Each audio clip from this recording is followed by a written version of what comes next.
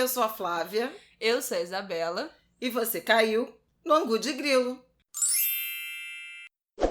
Oi, gente! Tudo bem? Boa semana pra vocês, boa terça-feira, mais um Angu de Grilo no ar. E aí, Flávia Oliveira, tudo bem? Tudo bem, né? O Brasil não deixa muito, mas tudo bem. Um feriado de trabalho, inclusive gravando Angu de Grilo. Espero que vocês tenham aproveitado o sol, o mar, o céu azul. Dias lindos nesse final de inverno e 7 de setembro, né? Aquelas coisas, né? Aquela independência. Mas não vamos entrar nesse assunto hoje. Os nossos temas do Angu de Grilo desta semana são: primeiro vamos falar sobre a inflação dos alimentos, o aumento de preço absurdo que acho que todo mundo deve ter reparado nos últimos meses, né, já na quarentena. Nossa especialista, jornalista de economia, Flávia Oliveira, irá comentar por quê, de onde vem, do que se alimenta esse aumento dos preços. Do que se alimenta a inflação dos alimentos. Do que se alimenta a inflação dos alimentos. Tá ótimo. Vocês devem ter visto nesse fim de semana, no fim da semana passada, viralizou na internet muitas fotos de sacos de 5 quilos de arroz sendo vendido a 42, 43, quase 50 reais em alguns lugares. E a gente vai discutir o que está causando esse aumento imenso no preço dos alimentos básicos, né, da família brasileira, da cesta básica brasileira. E vamos falar também da história do Luiz Carlos Justino, que foi preso na semana passada acusado de roubo depois de ter sido reconhecido em um álbum de suspeitos, sendo ele réu primário, nunca tendo nenhum tipo de antecedentes criminais, mas sua prisão já foi revogada nesse fim de semana pelo juiz André Nicoliti. Mais um caso, né, de prisão injusta, arbitrária, mas que nessa situação teve um final, não vou nem dizer feliz, né, porque ele passou 5 dias preso, mas teve um final minimamente justo, diferente de tantos outros casos que a gente vê por aí. Nós teremos áudios nesse programa do juiz André, então fique com a gente ouvindo para ouvir em primeira mão o que ele tem a dizer sobre esse caso, e também vamos ter áudios comentando o caso de Juliana Borges, autora do livro que a gente já indicou várias vezes aqui, o que é Encarceramento em Massa, da coleção Feminismos Plurais. Então é isso, Flávia. Vamos começar, Flávia. Fale dos alimentos. Vamos começar, dona Isabela. Olá para todos e todas, mais uma vez. Bom, desde sexta-feira que começou aí uma comoção em relação à inflação dos alimentos. Saíram notícias sobre supermercadistas, né, varejistas, reclamando do reajuste no preço de alimentos, de itens básicos pela indústria, né, no mercado de atacado, e o presidente da República chegou a fazer um apelo dizendo que os donos de supermercado que fossem patriotas, não reajustariam os alimentos, e devolveu o nosso debate, como é de praxe, aliás, né, nesse governo, devolveu o debate econômico para os anos 80. Houve muita memória, vocês que são mais jovens, né, a predominância da nossa audiência mais jovem, mas em 1986 o Brasil teve um dos planos econômicos, o Plano Cruzado, em que o governo impôs o congelamento de preços e, em razão disso, os produtos sumiram dos supermercados.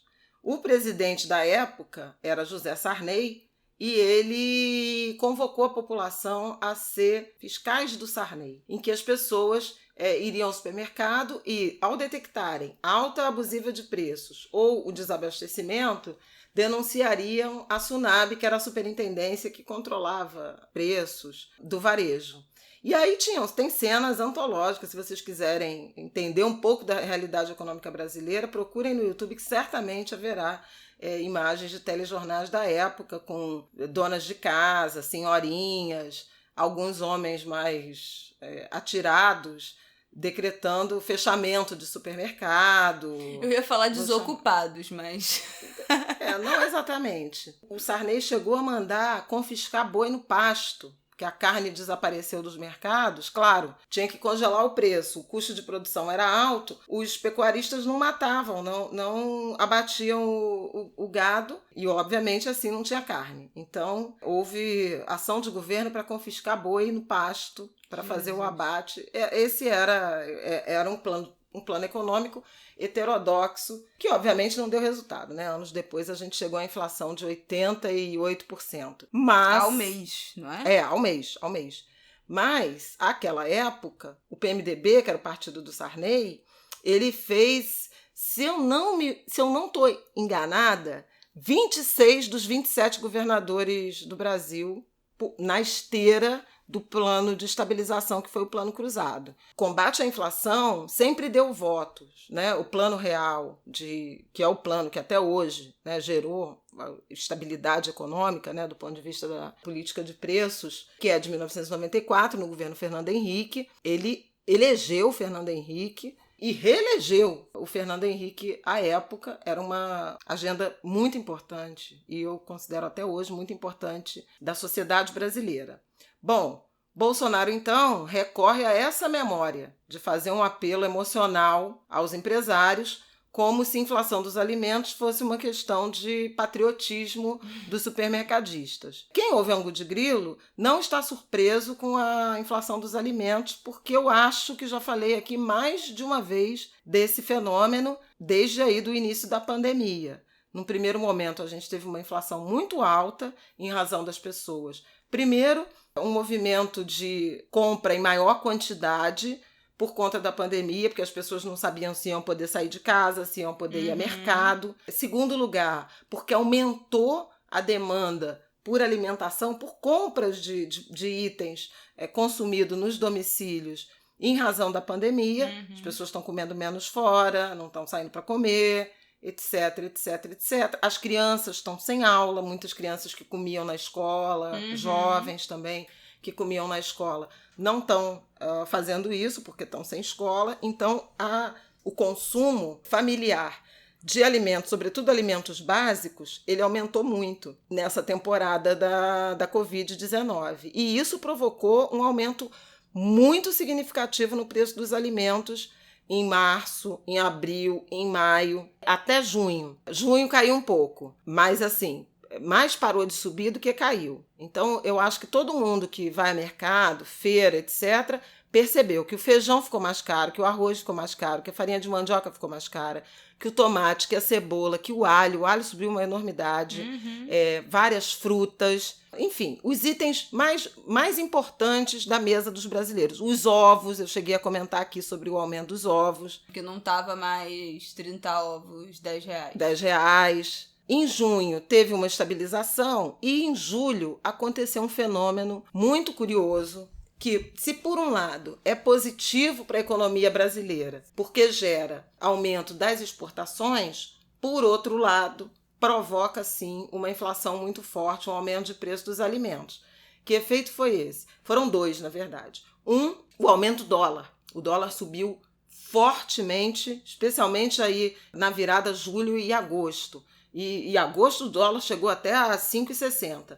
Mas antes disso, em julho, ele já foi subindo para o patamar de 5,30, 5,40. E o outro fenômeno foi a recuperação econômica da China. A China, que viveu o momento mais dramático da crise da Covid no primeiro trimestre desse ano, no segundo trimestre, abril, junho, teve um desempenho econômico positivo, um crescimento de 11%. Veja, o Brasil caiu 9,7%.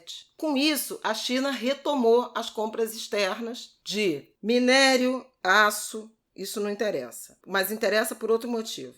Mas soja, milho, frango, carne suína, carne bovina, açúcar, arroz, trigo, não exatamente o brasileiro, não é do Brasil que ela importa, mas isso levou a uma valorização, a um aumento de preços dessas commodities agrícolas e das duas, de minério e de aço. Petróleo também, né? Petróleo e derivados também subiram. Quem tem carro, quem dirige, quem usa combustível, percebeu um aumento no preço dos combustíveis, mas nossa conversa é alimentos. Toda vez Deixa eu só fazer um PS. Isso da China, né, eu acho que dá para fazer um contraponto, porque lá atrás, no início da pandemia, eu arrisco dizer até um pouco antes de chegar aqui, mas quando a situação a China já estava começando a entrar em lockdown, né, eles começaram a epidemia lá nas cidades chinesas muito antes da gente.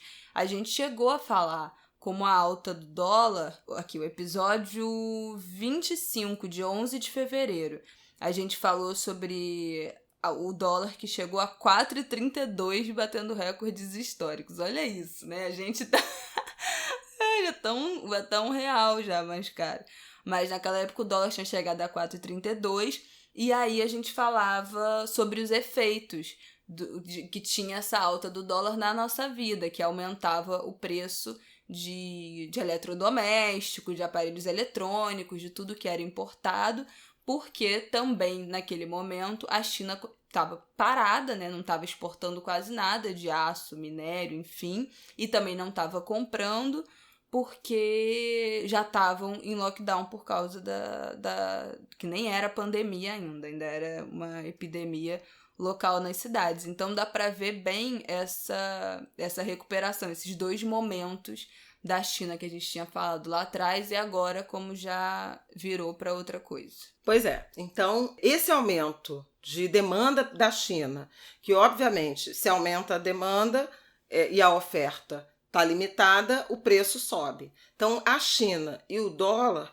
provocaram um efeito muito forte nos resultados das exportações brasileiras, dos preços desses produtos e das exportações brasileiras. Em julho, o Brasil bateu recorde em vários dos nossos produtos agrícolas, suínos, carne bovina, eu acho que foi o segundo melhor mês da história, suínos foi o melhor, frango também teve um recorde de exportação, a soja, os números são realmente impressionantes de setor externo brasileiro nesse mês de julho, em razão da China. Pois bem, qual a consequência disso? Se o produtor brasileiro percebe que vai ganhar mais dinheiro vendendo para o exterior, ele desloca, né, a produção dele para exportação.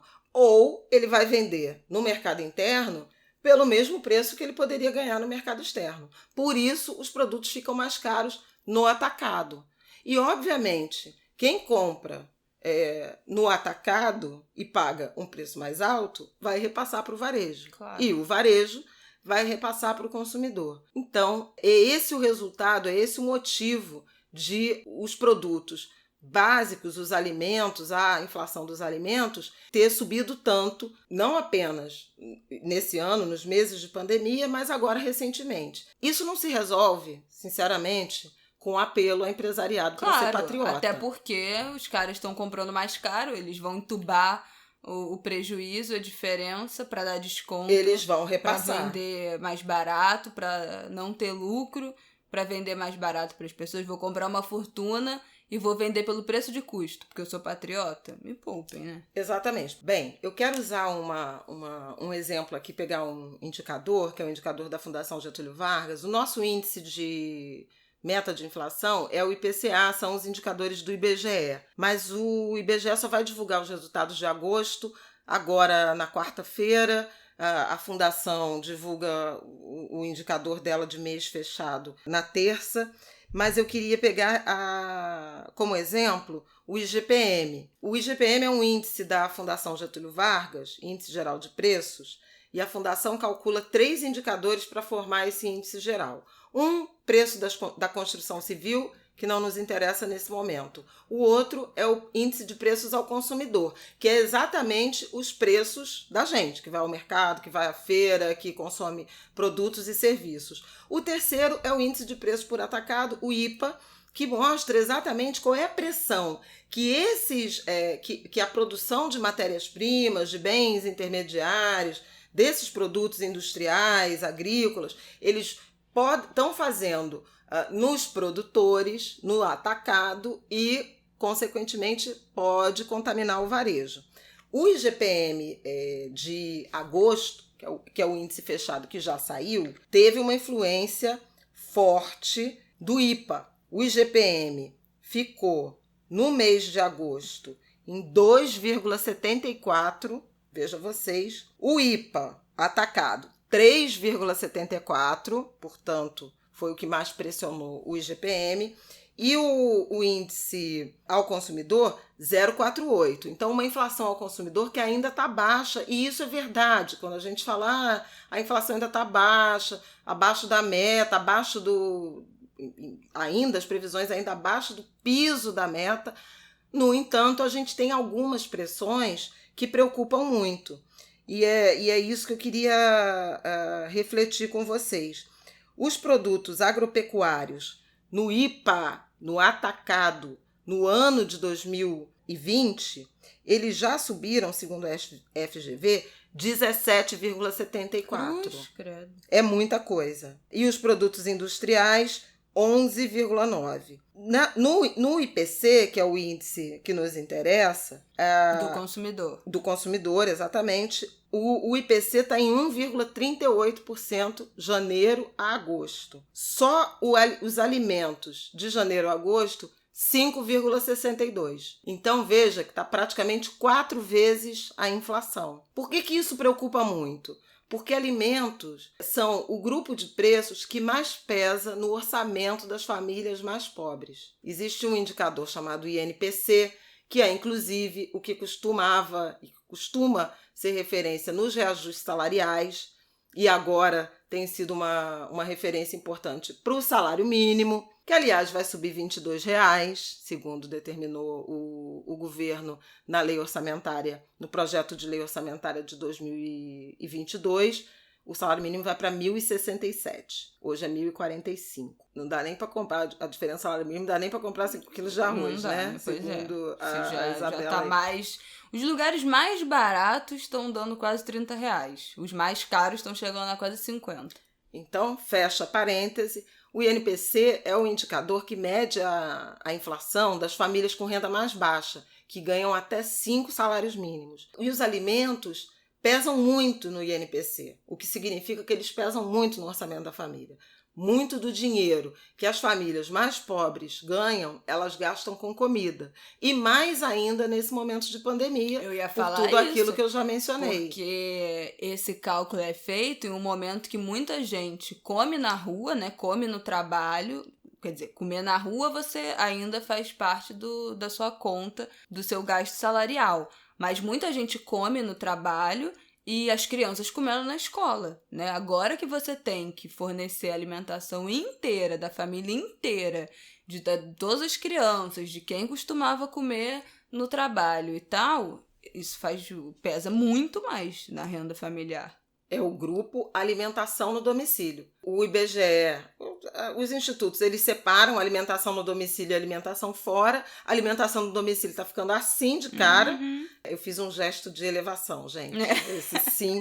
E a alimentação fora do domicílio, ela está subindo quase nada. Está praticamente num patamar muito mais baixo, porque houve uma queda brutal de demanda em razão da pandemia. Isso tudo é para contar o seguinte: há razões de comércio exterior, de demanda global, que explicam a alta dos alimentos. A principal delas é o aumento da demanda pela China. Há razões macroeconômicas. O comércio exterior também é uma razão macroeconômica, mas eu quero dizer das questões internas, que é a alta do dólar, que tem a ver com esse ambiente de instabilidade aguda que o Brasil vive, de desconfiança total do mercado financeiro em relação ao governo.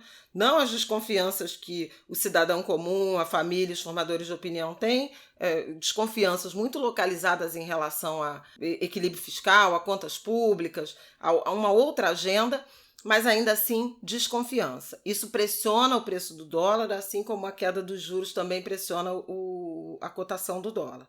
Então nós temos 2 fatores muito importantes atuando sobre a produção agrícola brasileira, a produção de alimentos, e que eleva preços dos produtores, preço no atacado, e certamente vai contaminar preços no varejo. E isso não será resolvido com um apelo presidencial ao patriotismo do empresariado, até porque o empresariado não tem patriotismo, né? A pátria é o dinheiro, capital. São as obrigações, o capital, as obrigações Enfim, por mais ético que venha a ser um empresário, ele não vai não vai assumir um custo reduzindo brutalmente a sua margem só porque o presidente fez um apelo, se há uma elevação objetiva dos custos dele, que são, por exemplo, esses que eu mencionei. O arroz está mais caro, ele está comprando o arroz mais caro, a soja está mais cara, o milho está mais caro. Aí você fala, mas soja é só o óleo de soja. Eu não uso óleo de soja, não devia. Mas a soja é base para a ração dos suínos, e o milho também. É base para a ração de suínos, de aves. Aves, então, frango, basicamente é água e milho e soja. Mesmo gado também tem um componente, né, de ração, que pode ser complementar de acordo com condições climáticas. Aumentou a demanda por exportação de carne, então você tem os frigoríficos abatendo para levar para o exterior. É prático. Aí o trigo também está mais caro por causa do dólar. Se o trigo está mais caro, vai aumentar o macarrão, o pão, a farinha de trigo, porque o os trigo bolos. É o que a gente importa, né? A gente tem uma produção pequena, mas ainda importa. E que mesmo eu a nossa da gente produção... falar isso, que a alta do dólar encarecia pão e as coisas que levam trigo, porque o Brasil importa muito trigo. E por fim, sabe outra coisa que está ficando cara? Aí não é alimento. Leite também está muito caro, Muito que aí caro. tem a ver com... Lembra que eu mencionei que aumentou a exportação de minério de ferro, de aço e tal? Aço, componentes eletrônicos também. Uma fortuna, gente. Aí tem que tem aumentado? Os artigos de residência. Computador, celular, aparelhos eletrônicos, som, TV, imagem, máquina de lavar, linha branca. Tudo isso aumentou barbaramente. Gente, você vê comparativo de preço, histórico de preço de geladeira, fogão, máquina de lavar, tudo isso antes da quarentena tava R$500 mais barato. Qualquer produto de qualquer marca, entre geladeira, máquina de lavar e fogão, se você pesquisar, estava R$500 mais barato. Não importa quanto estiver custando agora, 3 mil, 5 mil, 2 mil, 1.500, já está R$500 mais caro.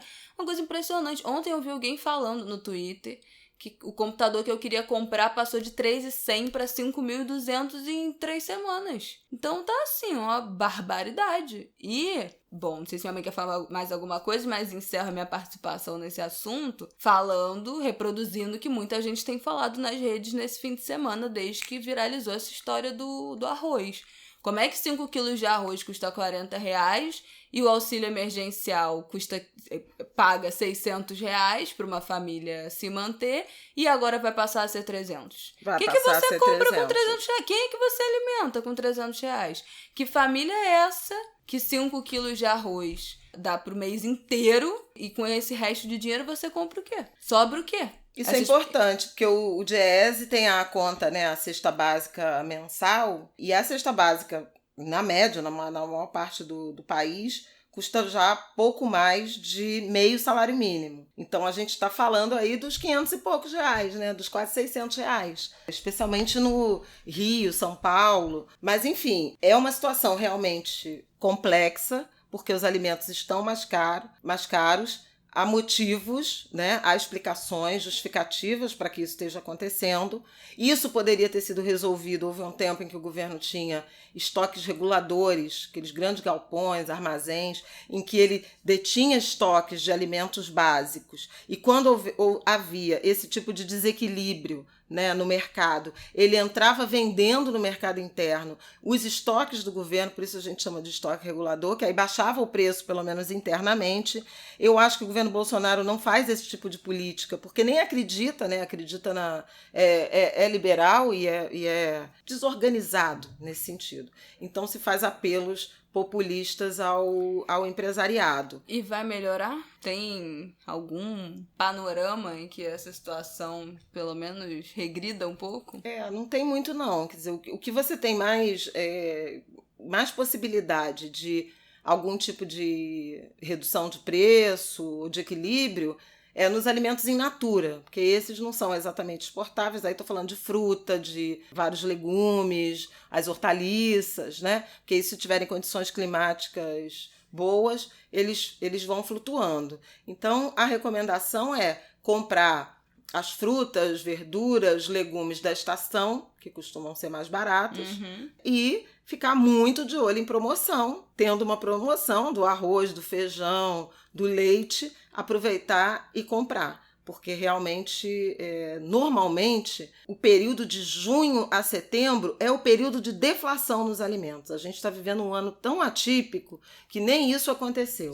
É o período mais suave em razão das condições climáticas. Como isso não aconteceu, sobre o auxílio emergencial, eu acho importante falar da relevância de manter, né, o auxílio até o fim do ano, e essa decisão do governo, que tem mais a ver com questões orçamentárias, né, de não ter dinheiro, de ter planejado mal essa política social, eu já falei aqui algumas vezes sobre isso, não vai ser possível manter, segundo eles, nos R$600, mas isso vai certamente aumentar a pressão no mercado de trabalho, porque se havia famílias que, por exemplo, uma mãe sem cônjuge que recebeu em dobro, né, 1.200 e conseguiu se equilibrar mesmo sem trabalho nesses meses, ela vai precisar, com a queda, né, do valor desse benefício, ela vai precisar entrar no mercado de trabalho, voltar a trabalhar na economia informal,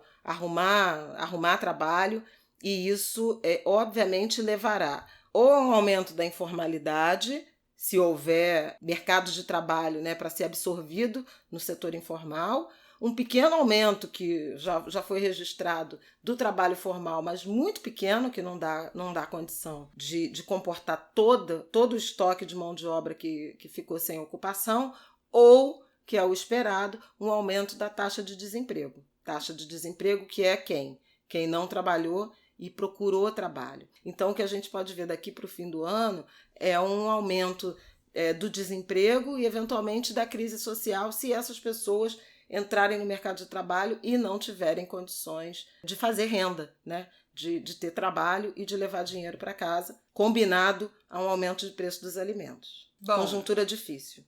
Vamos para o nosso próximo tema? Podemos. Você quer começar introduzindo a história do Luiz Carlos, que você acompanhou ao longo do fim da semana passada e do fim de semana? Bom, o caso talvez escabroso, né, da semana foi o caso do Luiz Carlos da Costa Justino, um jovem de 22 anos. Ele é integrante da Orquestra de Cordas da Grota, que é uma comunidade de Niterói. O Luiz Carlos, ele toca violoncelo nessa orquestra há muitos anos, desde 6 anos de idade, que ele está ligado à orquestra, e ele sofreu uma abordagem policial. Quando saía, ele se apresenta no centro de Niterói com amigos, sofreu uma abordagem policial, ele perdeu os documentos, ele não tinha documentos, e a polícia, sem nenhuma acusação, é importante lembrar disso, porque não tinha assim, alguém no centro de Niterói foi roubado e disse que o Luiz era o assaltante. Não teve nada disso, era uma abordagem dessas de rotina em que a polícia normalmente aborda a revista Jovens Negros, né? O suspeito padrão, o elemento suspeito, a abordagem por fundada suspeita, que de modo geral envolve, né, tem como alvo jovens negros de periferia. Bom, como ele estava sem documento, a polícia não conseguiu identificá-lo, levou para a delegacia. Vamos para a delegacia, não tinha nenhuma acusação até então. Ele só era suspeito porque estava sem documento e era um jovem preto. Ao chegar na delegacia, descobriu-se que havia um mandato de prisão contra ele por um assalto em 2017. E levaram ele preso, sem direito a falar com a família, nem com o advogado. Bom, a família se desesperou, começou a apelou para a imprensa, apelou para a opinião pública,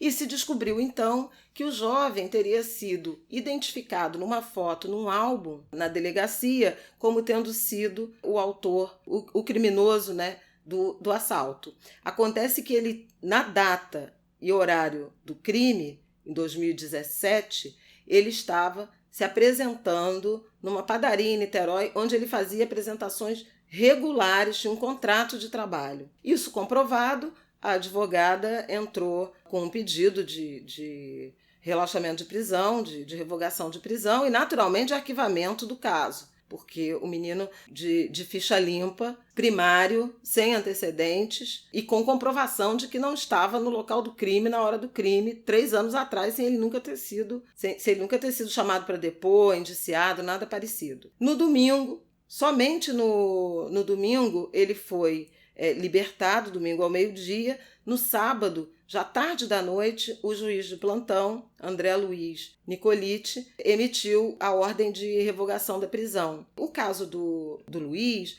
ele acabou sendo emblemático dessa marcação racial, do racismo institucional, vou falar objetivamente, do racismo institucional do sistema jurídico-policial brasileiro, por todos os erros que estão contidos nesse caso, que é particular do Luiz, mas generalizado no Brasil. A abordagem indevida, não tem justificativa para 3 jovens saindo de uma apresentação serem abordados no centro de Niterói, serem abordados pela polícia por nada. Não tinha nenhuma acusação, não tinha acontecido nenhum crime nas redondezas, foi só porque eles são jovens negros. Mas veja, Angu de Grilo teve a honra de ouvir rapidamente o juiz André e ele gravou um comentário sobre esse ambiente, sobre essa institucionalização da marcação racial nas abordagens, mas, sobretudo, no reconhecimento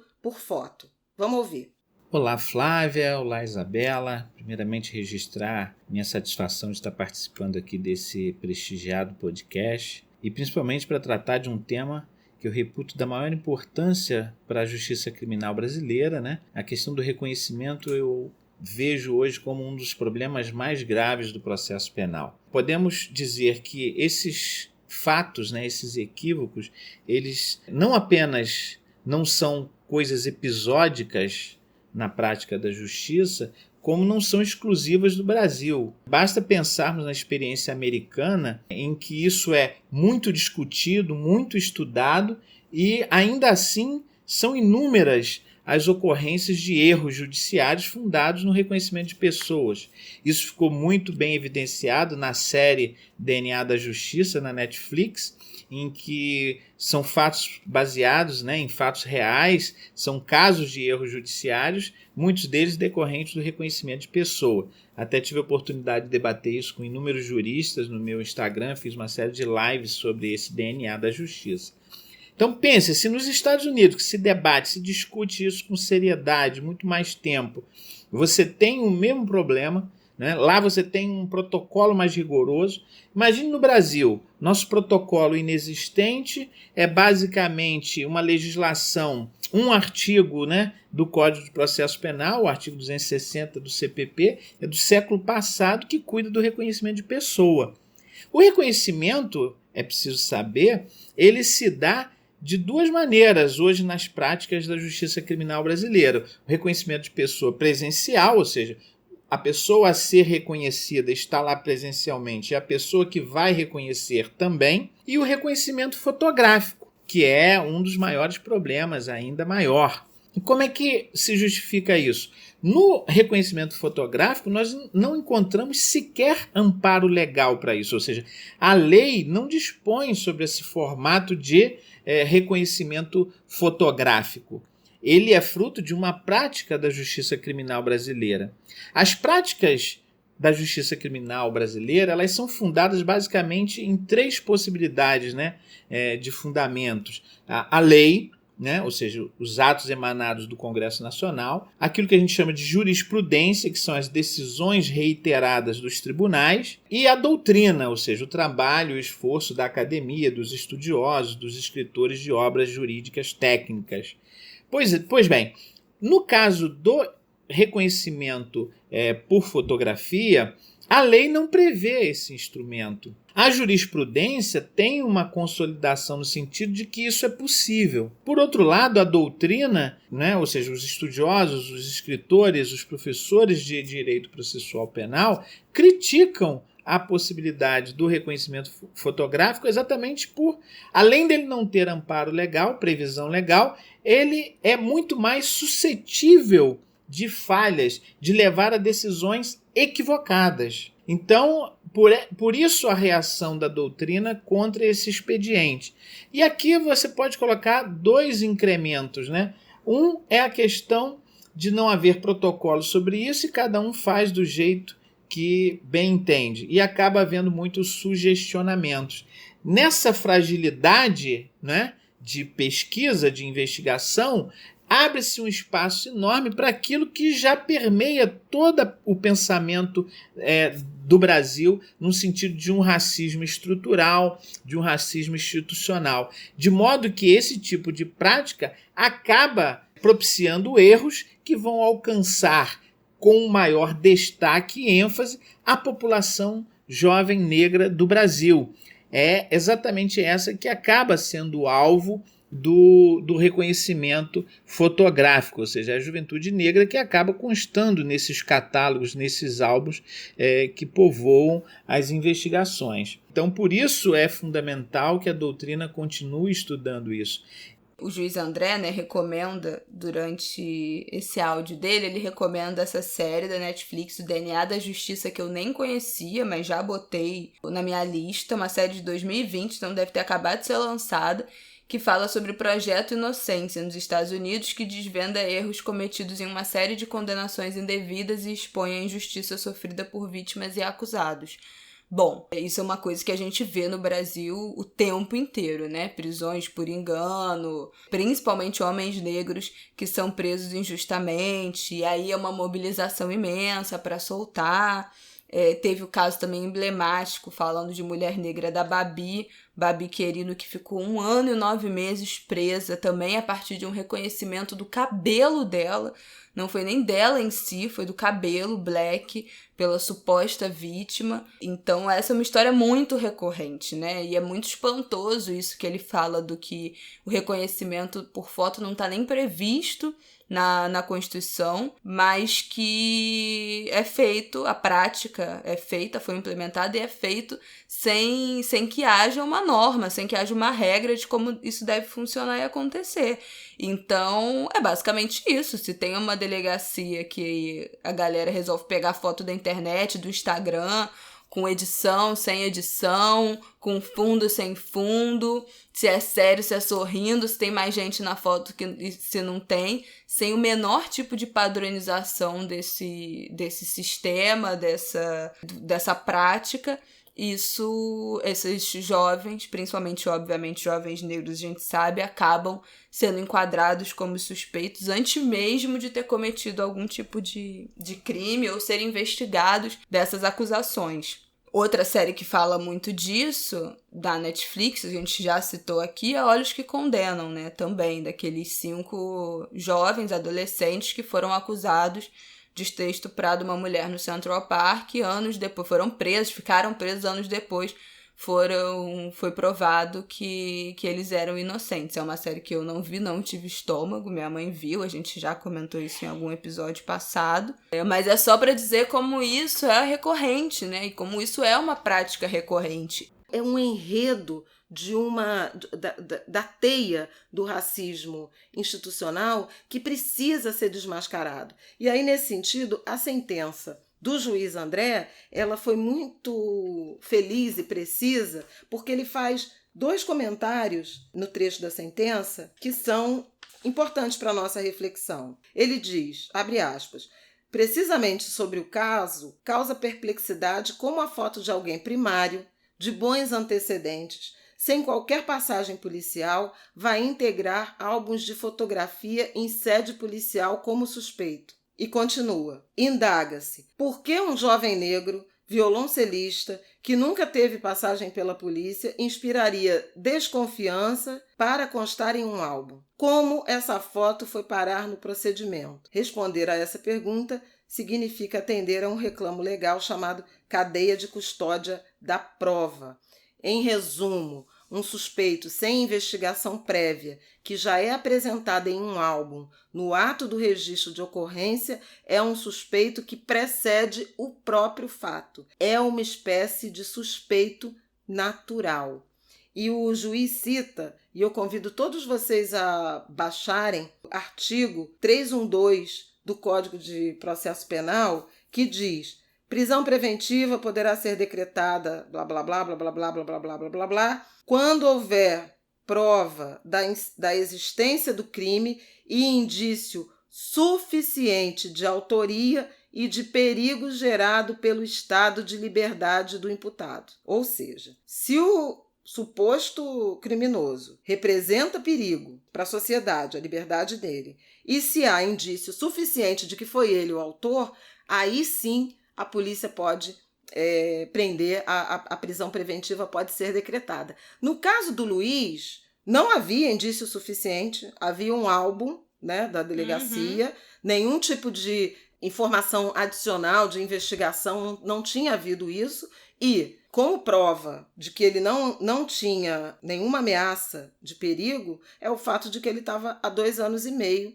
né, quase 3 anos da data do crime, em liberdade, sem representar perigo para ninguém, né? Se alguém fosse... Sem ser acusado de mais nada, reconhecido de mais nada, enfim. Então, são as assimetrias, os absurdos do nosso sistema judicial. A sentença do juiz André, ela tem sido, né, lida e interpretada como uma peça que reconhece esse ambiente, né, da marcação racial, do racismo institucional, e eu queria contrapor a sentença da juíza do Paraná, juíza Inês, que condenou um réu primário também, o Natan, de 42 anos. Ela fala: sobre sua conduta social nada se sabe. Seguramente integrante do grupo criminoso, em razão da sua raça, agia de forma extremamente discreta. Ela está naturalmente sendo alvo, né, a partir da denúncia da defesa do Natan, alvo de investigação, de procedimento pelo Ministério Público, pelo CNJ,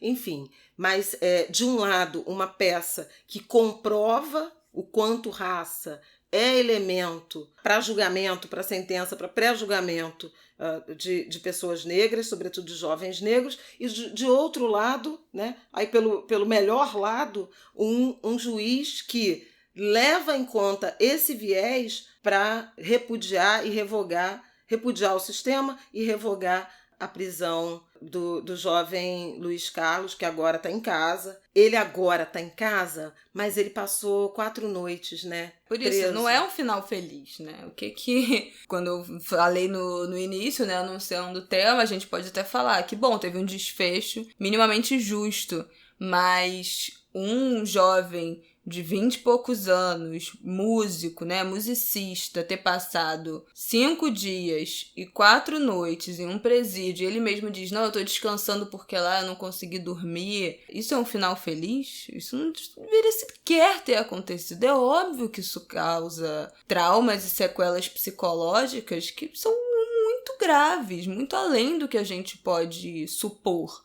né? Porque assim, ele tava casualmente andando na rua quando foi parado, levado pela delegacia e preso. Como é que vai ser andar na rua, né? De novo, como é que vai ser cruzar a cidade, estar na cidade, viver a cidade depois de uma experiência tão traumática quanto essa? Então, assim, ainda que tenha sido um desfecho justo, tá longe de ser um final feliz para essa história. Bom, vamos ouvir o áudio da Juliana Borges, que ela mandou pra gente comentando isso. Ela que é autora, repetindo, né? Autora do que é Encarceramento em Massa, livro da coleção Feminismos Plurais, que a gente já recomendou e citou aqui várias vezes. A gente pediu um depoimentozinho dela sobre esse caso, e aí esse é um trechinho do que ela mandou pra gente.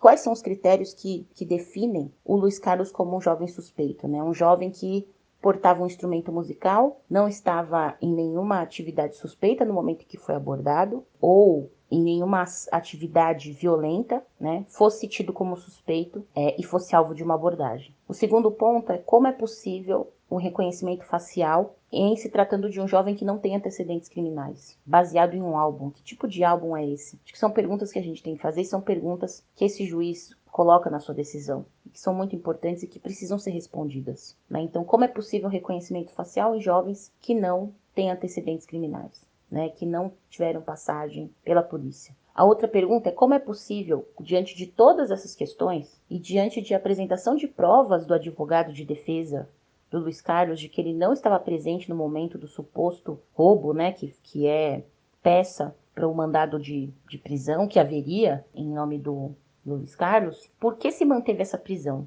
Né? Por que ele precisou ficar tantos dias? E a gente sabe que esse caso, pela repercussão que teve, isso foi importantíssimo para ter o desfecho que teve. Né? Então, o que faz com que, mesmo diante de provas objetivas, de fatos objetivos, então, primário, sem antecedentes, uma abordagem que eu vou te chamar aqui de abordagem aleatória, apesar de a gente saber que não foi aleatória, provas objetivas do advogado e mesmo assim, por uma praxe, que eu acho que a gente também tem que questionar, que tipo de praxe é essa, que mantém um jovem que tem todas as provas objetivas dizendo que não deveria ser penalizado ou poderia esperar essa decisão em liberdade, mantém essa prisão. Né? Então, acho que são essas perguntas que a gente tem que fazer. A outra pergunta é por que a demora? Que isso é um caso que, acho que mais uma vez, né?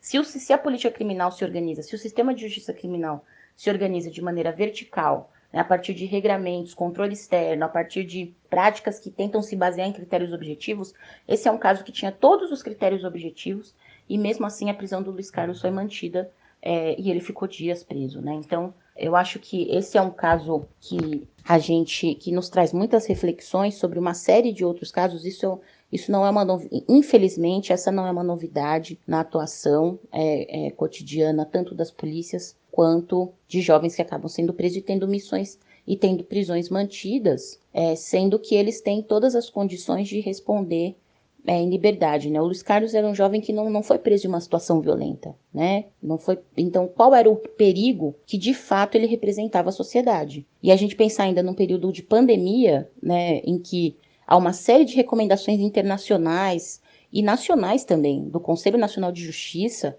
para que, mais do que se evitar prisões que são desnecessárias, haver uma política de desencarceramento, e o nosso país, né, não cumpriu ou não refletiu a partir dessas recomendações do Conselho Nacional de Justiça, e essa prisão mesmo assim ser efetuada. Né? Então eu acho que, mais do que apresentar aqui respostas para vocês, eu acho que é colocar essas perguntas para a gente começar a refletir que tipo de política nós, né? Porque a gente, mesmo quem tem uma visão crítica, não pode se apartar dessa responsabilidade, mas principalmente quem silencia sobre isso, quem não se posiciona sobre isso, que tipo de política está sendo sustentada para ser executada cotidianamente no Estado, né?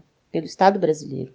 Isso que a Juliana fala reitera, né, o que minha mãe falou e é muito importante. Por que, sendo ele alguém com bons antecedentes, réu primário, ainda que ele tivesse cometido esse crime, ainda que tivesse o mandato realmente contra ele de um crime que ele cometeu, por que essa pessoa precisa ser presa, né? Aí já é um outro debate, que são essas prisões, o que é esse encarceramento, o que é essa sociedade punitivista, em que a gente superlota prisões enlouquecidamente, ainda que a pessoa não ofereça perigo, ainda que tenha sido um crime, né, bobo, né, dentro da escala do sistema penal, ainda assim são presos, condenados, ficam anos presos, às vezes por causa de um roubo, às vezes por causa de um furto. Então, assim, não é o caso dele, né? Depois descobriu-se. Foi matéria da TV Globo dizendo que a delegacia informou, a polícia informou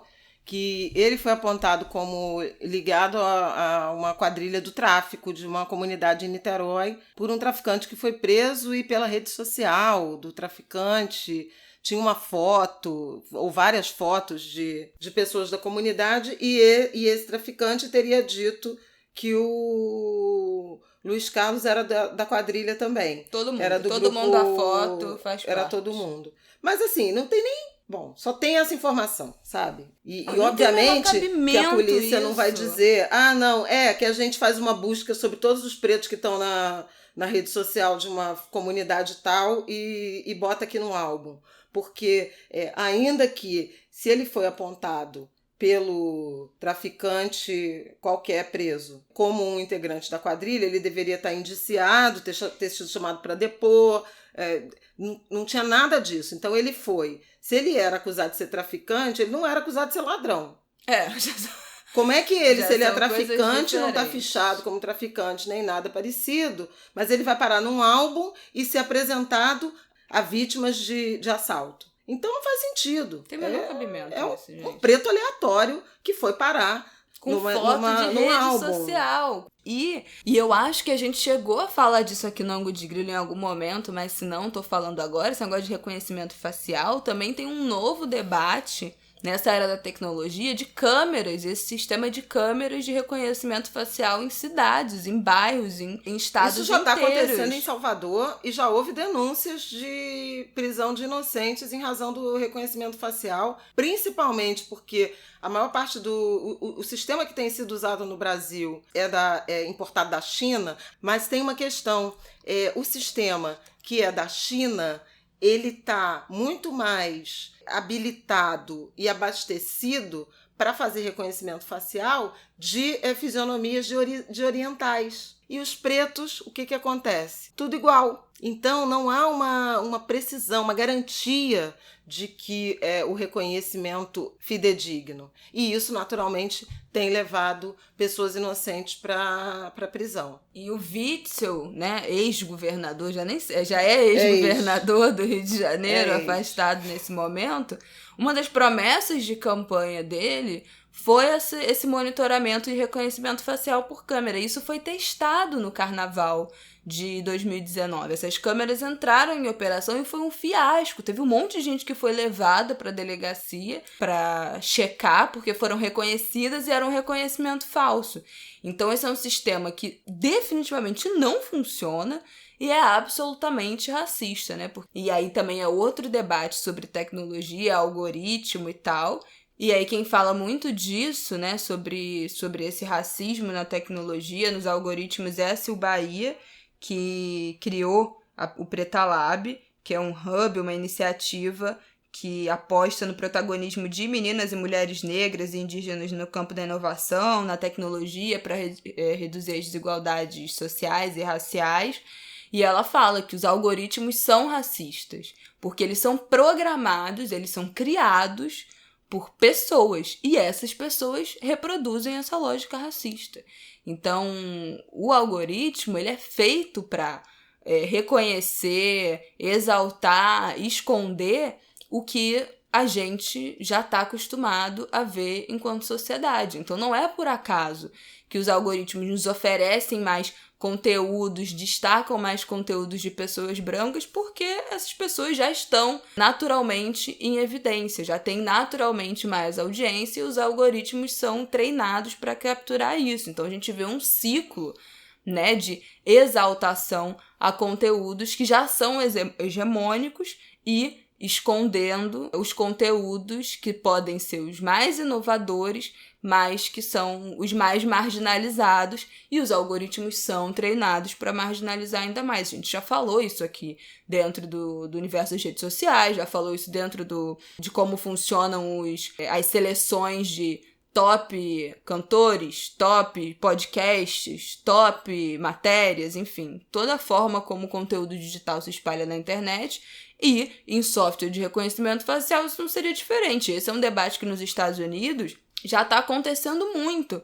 Próprias polícias locais de municípios estão inserindo esses sistemas, quando não de propriamente reconhecimento que aciona a base de dados, mas sistemas de monitoramento. Os bairros estão criando comissões para monitorar tudo e ficar o tempo todo vigiando quem entra e quem sai. E quem é que é identificado como suspeito, né? Quem é que é visto como naturalmente suspeito? Óbvio que aqui a discussão do Luiz Carlos ainda é de álbum de suspeitos, já é uma coisa completamente offline, mas a gente já tem que estar olhando um passo na frente, porque a digitalização desse racismo estrutural, institucional, da polícia, do judiciário, já é uma realidade também na tecnologia. Bom, é isso. Deixa eu contar uma história Fala. sobre isso. Eu achei aqui o artigo do Vinícius Vu, que é um especialista nisso, e ele está contando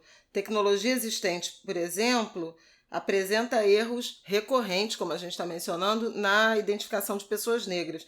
E ele diz que um teste realizado pela Amazon nos Estados Unidos, o software de reconhecimento facial foi incapaz de identificar o rosto da Oprah Winfrey. Ou seja, identificou a Oprah como um gente. homem. A taxa de erro desses sistemas em homens brancos é de 1%, mas chega a 35% quando testados em mulheres negras. Ou seja, não é mesmo? É aquilo que falamos. Você quer falar para fechar de outro caso, né? Também de prisão injusta. Que hoje tá, de novo, tá repercutindo aqui um outro caso, que é o do Gustavo Nobre, que tá repercutindo agora nas redes sociais. Eu ainda não tenho muitos detalhes, mas ele está preso há 5 dias por uma acusação de assalto à mão armada, e há uma acusação, uma identificação, um reconhecimento dele por uma foto no Instagram. Gente, é bem complicado isso, né?